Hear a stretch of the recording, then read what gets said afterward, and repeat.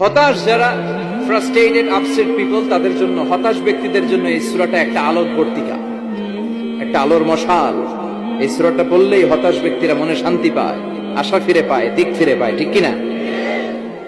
এই সূরাটা নাজিল হওয়ার একটা ব্যাকগ্রাউন্ড আছে, শুনবেন। বিষ্ণু ঈসা ইসলামের কাছে যখন ওহী নাজিল হতে শুরু করলো, বিষ্ণু ঈসা ইসলাম ওহীর কথাগুলো পৌঁছে দিতে লাগলো।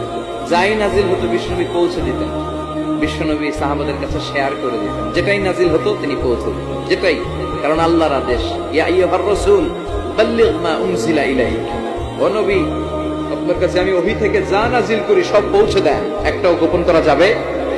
আল্লাহর কাছ থেকে বিশ্বনবী যে সমস্ত মেসেজ, ইনফরমেশন, তথ্য, রেভেলেশন ওহী পেয়েছে, একটাও কি বিশ্বনবী গোপন করেছে?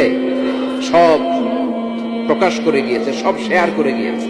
বিশ্বনবী শেয়ার করতে লাগলেন। সকালে যা নাজিল হয় শেয়ার করেন, দুপুরে নাজিল হয়